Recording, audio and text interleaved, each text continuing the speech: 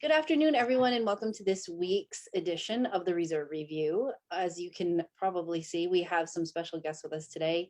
We have Marilee and Robin from Estate of Mind Organizers. Last week, we had a little bit of a break. We did a special announcement from our sponsors, United Healthcare, on Public Service Recognition Week. And the week before that, Susan was on with General Peggy Wilmoth talking about the Army Physical Fitness Test. This week's a little different.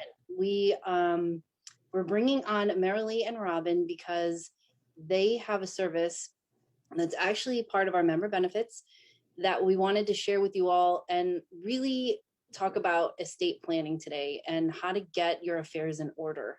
If you've served in the reserves at all, or you're currently serving now, or National Guard, whatever branch you're in, this is a huge topic, and oftentimes we don't address it right away. We wait until there's a deployment order or there's some life change to actually look at our affairs and get them in order. And by then you're on a timeline and it sometimes doesn't get handled until the last minute. So we just thought, what a great topic for, our super busy Reserve and Guard service members who often don't have the time to think about this. They've come up with an amazing solution for that. So welcome. And before we get started into your main content, tell us a little who you are and why you started doing this line of work. What brought you to this as a business? Why don't you tell them who we are. Thank you. Thank you, Caitlin. We are thrilled to be here. I'm Marilee Fitzgerald and Robin Wagman. She is the creator and the brains behind this this idea that we have here. As you might be able to tell during the presentation, we are lifelong friends. We've been friends for over 40 years. Our lives converged and we faced an unexpected event in our lives. And it was a rude awakening for us. And Robin is going to share a very personal story with her. And I'm sure as you listen to Robin's story, you can see yourself, you can see a loved one, a friend. It's not an unusual story, particularly here during this time of the pandemic. Okay, well, thank you again for having us. Unexpectedly, my father passed away. Sort of unexpected. He had been sick, but we certainly never expected him to pass away.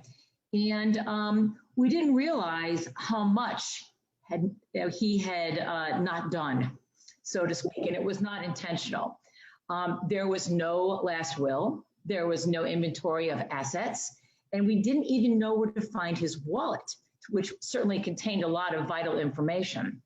We had to piece together what we could find from that shoebox of bank statements and bills and old records. And guess what? There were no passwords that were recorded either, no beneficiary statements. And we didn't have a relationship, my family, with his business partner or his financial advisor that was involved with his company. And we had no idea where even the titles to the cars were located. And at the same time that my father passed away, there was a leak in the roof. And we had no idea who the roofer was, who had come and had fixed our roof, and we had a warranty on that roof, how to even contact him. And I can only tell you, it was a mess. We had to deal with the trauma of his death and the drama of trying to put his life together while dealing with my mother, who was grieving, as well as my siblings. And unfortunately, it is not an unusual story. After talking to a lot of people, Marilee, who went through this tragic situation with me and my family, we realized that we were sort of in the same position my mother was in. And my mother was very savvy, very smart, well-read, and you never would have thought that she would be in the situation that she found herself in.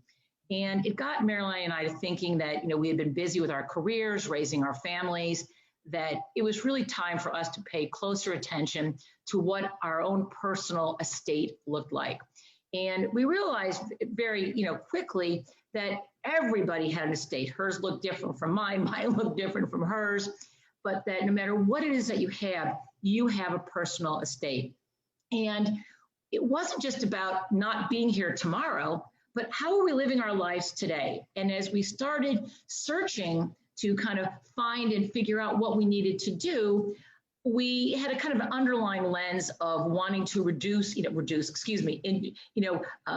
of the stress that we were feeling, that we were under. And also realizing that the relationships we had within our families were under great stress when this crisis occurred, and that we wanted to be able to really live a really sustainable life and not just think about end of life or specifically our finances, but how do we live each and every day? And so we started on our own personal journey, sort of at Marilee's kitchen table, and realized that we needed to get smart. And we really needed to get all the correct information so that we knew what we needed to find and what we needed to do so that we were not caught in the same situation that my mother was caught in. Marilee. And it was a mess. It was a mess, I'll say that. And, you know, no matter how wonderful friendships are, they can't eliminate what Robin just described, because you have to put a life back in order. And I think I might mention, I think you would agree, that there was a tremendous financial outlay in trying to hire people at the last minute to uncover all of these things. Without a will, everything had to go to probate. So, and it places undue burdens on families. I think you could attest to the fact that strained relationships existed in the family for quite some time. And still do today. And still do today as a result of it. Things that are really hard to get back, you know, to a normal, loving relationship. I mean, they're always loving, but there is still some underlying tension that exists. And I speak from personal experience. I have a niece and nephew who don't speak to each other as a result of my sister's passing, who didn't leave anything behind. So I think what this story highlights really is what brought your executive director for the Reserve Organization of America to call us. And she shared her own personal story with us, which is not really unlike Robin's or even my story, where the lives that our reservists live, which probably cannot be overstated and even simplified.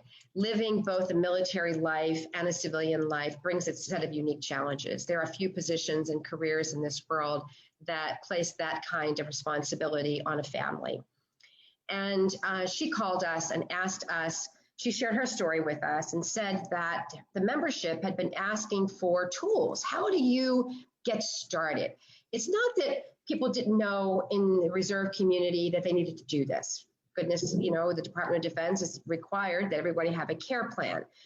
But somehow that didn't quite seem enough when individuals were living privately as well as in military life. Excuse me. And she asked us, after she saw what we were doing, we put on some educational presentations and asked us to come talk to her about some of the ways to help our reservists, because they have very mobile lives. They're not connected necessarily with the military base. Maybe the member is, but the family is not. And so how do we bring our military families involved? And just very simple, short story, as I'm sure many reservists who were listening to this maybe encountered the same issue. But I had a brother who served in the reserves, and he was in his mid-70s when he passed away, and after a very long, protracted illness. And somebody remembered that he had been in the reserves. I certainly didn't remember. Not you. You know, I'm a little younger than he was, but nonetheless, I did not recall that he had been in the reserves. And, you know, we wanted to give him the benefit of a military funeral honors. Fortunately, I had spent 41 years working for the Department of Defense, and I knew who to call to get a copy of his DD-214. Nobody in my family didn't even understand what a DD-214 was. And so these are things that our families, if you take your life where you are now, add 30, 50, 60 years, and you have people like me in your family who may not even know about someone's military record. They don't know what you know today. So how do you leave them information, a telephone number, an office, a website? How do you leave them with a path that begins their journey of getting their affairs in order? And I believe Robin's story and others, and certainly your executive director for the Reserve Organization of America, asked us one really simple question. So what does it mean? How do you get started? Is there a checklist? What is it? You know, we found that you needed to have an organizational tool. As I said previously, it wasn't just about our financial life and our end of life, but it was about our whole life in total. And so we found that as we started creating a system for ourselves, that we needed something that was easy. If it was complicated and there was a lot of googly gop with it, we weren't interested in doing it. We needed something that we could easily complete and store, and that we could secure it the way we were comfortable. We didn't want any subscription service. No subscription. We didn't want a database. Makes sense. Makes sense. Yeah, there were all these data breaches going on when we got started, and we said, that's not what we want. Marilee's more techie than I am. I wanted a paper and pencil. She wanted something with a USB that she could secure it in that way. You can't read my writing. I can't read my writing. My family would never be able to read my writing. We had to service all different kinds of generations, our parents, our children, who were millennials, ourselves, and people didn't live in the same area. So we had to really find something that worked for everyone, that everyone was comfortable with, and that we could keep everything in one place. So things weren't scattered all over the place. Marilee talks about a scavenger hunt. We wanted to have the key to the scavenger hunt, not have a scavenger hunt that, whoa, how do I even get started? So we had to identify first, what is it that you really needed to have? What did you need? What was missing, and where was it? And that took a lot of time for us. We did a lot of research, talked to experts in the field, and found out, what does it really mean to be organized? Even though we consider ourselves relatively smart human beings, we really didn't know the answer to that question. What did it mean to be organized? And also making sure that once you figured that out and where things were and what was missing, that you could choose what you wanted to do with all those pieces of information. And then you needed to have what we call the talk. Oftentimes people don't sit down with their family members and have those serious conversations, whether it was end of life, whether it was about finances. And you don't need to tell your kids specifically what you have, but they need to have a general sense of what is it you want and where are things that they can grab a hold of if there was a situation where you were not there to guide them. Mm-hmm. And also, you want to learn. As I said earlier, education, the right education and knowledge is really critically important. As we all know, there's a lot of misinformation out there. So we as educators spent a lot of time trying to figure out what was the correct and the right information so that we were literate about all these aspects of our life.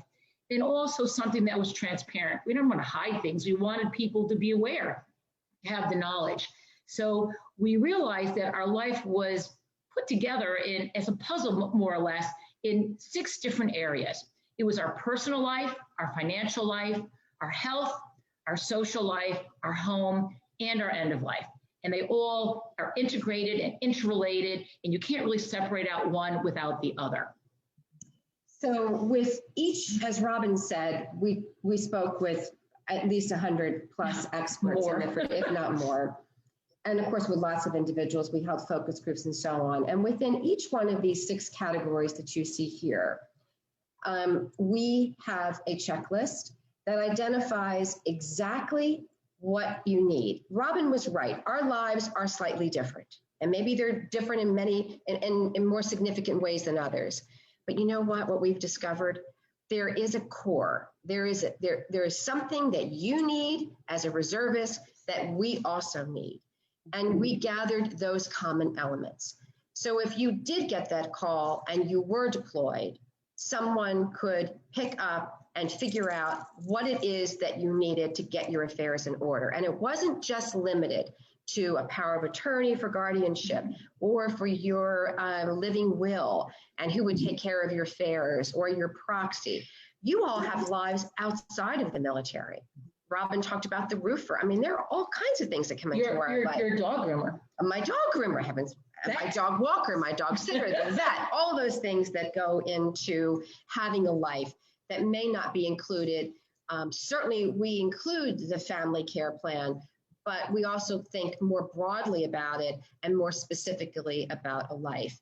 Mm-hmm. With the financial section, where are those bank accounts? You know, Robin and they were looking through a shoebox and trying to find old bills. They didn't even know if they had all the right banks. How about beneficiaries? You may have, listed someone as your beneficiary 20 years ago, and that person might not be alive, or it might not be someone who's significant in your life any longer. 40 years ago, when I was single, I put my mother as a beneficiary of an insurance policy so that she could potentially pay for my funeral expenses should I, as a 20-plus-year-old, pass away? I did not look at that until I retired and Robin and I joined this venture together. And so my mother passed away at least 10 years before Robin and I got started. Had I not realized that insurance policy, which was still valid upon my death, somebody would collect it. My dead mother, God rest her soul, we would have to go to, my family would go to probate. And the other thing we found out is that even if it's in your will, that it would go to, of course, me, Right. That your beneficiary would have been someone else, and that would have superseded anything that was in your will. That's right. We That's became very knowledgeable. Correct. I could not have put in there, even if I did, and the will did say that my assets would go to my husband, for example. That insurance policy still would have gone to my mother who had passed away, and we would have still, my family members would have still had to go to probate to get that money. Wow. So you're absolutely right. Point well taken, Robin. So we've done the work, and we'd like to have everyone at least attend to these core elements. And then the unique aspects of life in our particular system, and any system that you might choose, should have enough flexibility in it that you can add and customize it to your own needs. Mm-hmm. And as I said, we cover, as Robin said, we cover all of the different areas. We're educators, so we chunked everything into areas of our life. The reason we did that is maybe you don't want to start with end of life. Maybe you want to start with something like your personal life, your healthful life. Maybe you just got a new home.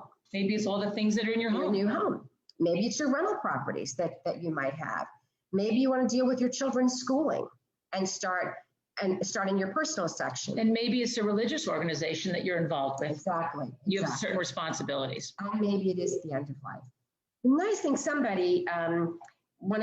we've had talked to many of your members, and one of the things that they liked about it is that these checklists that we have also serve to stimulate the conversation that you have to have. It's very difficult just to have a cup of coffee with somebody, a loved one, and say, excuse me, now what is it that you'd like to be buried in?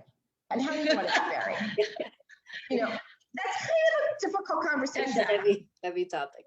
Or how much money do you have and where is it? Yeah, exactly. What are those bank accounts? So we have a structure. And are you leaving it to me? I am not leaving. I think, Robin, you should share your mother's story. Oh, my mother. Yes. Oh, so my mother got sick, and we knew that she was going to pass away. She had a pancreatic tumor, and we had already discussed end of life in great detail. And she was very organized, and she was not happy with me at the time because I was not as organized as I certainly am now. And she calls me up one evening and says, I have to tell you something very important. I said, okay, what's up? She says, I was baking and I burnt myself and it really hurt. I no longer want to be cremated. I want to be buried. I said, okay, done. And along with that, it's interesting when we met with different members of the clergy, one thing that every single person said to us is that people don't tend to share what they want. And even so, they don't share who needs to be called. I mean, you could pick up someone's cell phone if you can get into it because you have the password written down in a system. And maybe there's someone that you knew from 40 years ago that your kids don't necessarily know is important to you, but it is someone important. So making these lists, or at least maybe not making them, but thinking about it. Mm-hmm. And all of these different pieces are part of this system. You might say, I don't have an animal. I don't need to work on this sheet, but this is something that is important to me. So with these conversations, get you thinking and you're stimulating that thinking of, maybe this is something I really need to focus on. And, if you take it a different way, if you flip the lens that we're talking about and look at it from the lens of our adult children. So do you know your children's friends? I have a 34-year-old. I know Will. I know a couple of them. I don't think I would know how to reach Will. I've kind of beat my son into submission here, not literally, but I now have him getting his life organized so that we know he's unmarried. He is, clearly an adult in the eyes of the law.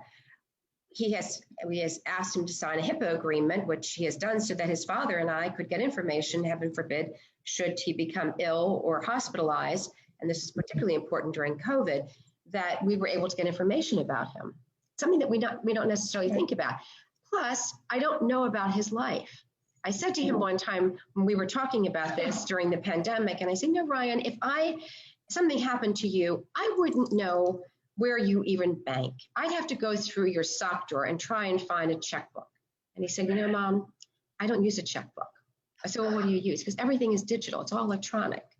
I said, okay. So we talked about passwords. And I said, well, how about your financial advisor? I'd really like to make sure that we have that number so that the few pennies that you've accumulated in your life go to the places that you want them to go to. I said, Mom, I don't have a financial advisor. I said, well, who do you use? He said, I use Betterment. He uses a robot. He uses this the digital robot. And the point being here, like Robin's mother who changed her mind, the point being here is that these conversations have to become part of our daily life. And when you flip the lens and you look at your adult children, the same discussion that we're having with you about your own personal life applies to them. It's interesting. We thought when we started off that it would just be for people of our generation, and we quickly found that it really spiraled up and spiraled down. And somebody said, well, I think people need to get started the day they turn 18, because at that point in time, everybody has a personal estate. Whether it's fancy tennis shoes, whether it's $1 billion because you won the lottery, no matter what it is that you have, you want your thinking to be passed on to someone else. You don't want someone else to take over your life and not honor your wishes. So these conversations are really critical. We've included a pre-deployment checklist as well, just so that the unique aspects of military life can be considered. Now, again, maybe family members are aware and maybe they're not, but at least there is some tool to help navigate individuals. And again, it's geared toward a life that lives in two worlds, not just a singular focus during the time when someone is deployed and activated to active duty status, but a time when they're also living in a community and when the lens of when a family member is not really connected to the military. Right. And I can even speak from my own. When I deployed, I was 25 or 26 years old. My deployment, my family was on the East Coast. I was in San Diego. They had and I had different benefits. So I had my full-time corporate job and I had a 401k with them. I had other benefits through that job. And then my reserve status had different benefits. And then if different things happened to me during wartime, if I got injured or killed or something like that, other benefits kicked in. And then there were procedures that would have come into play at that point. And I didn't even, I'm a, single 26-year-old just doing whatever. And I didn't think about that at all. I just thought, somebody will notify my family. I put their name on all the beneficiary information, just like you were saying. And that's not enough, really. I think it would have left them in a big pile of paperwork if anything had happened to me during that time. And your story is more typical. And, I think part of it is making people aware that these are really essential things that we need to focus on and we need to do. We need to allow and put the time aside to do it. It's important. It really is. And we're so thrilled with ROA for providing us this opportunity. We are going to be doing a series with them, and we're going to take each one of these life themes, and we're going to talk about what's important. What are the considerations? What are the documents that you need to have, both looking at it from the civilian side as well as from the military side.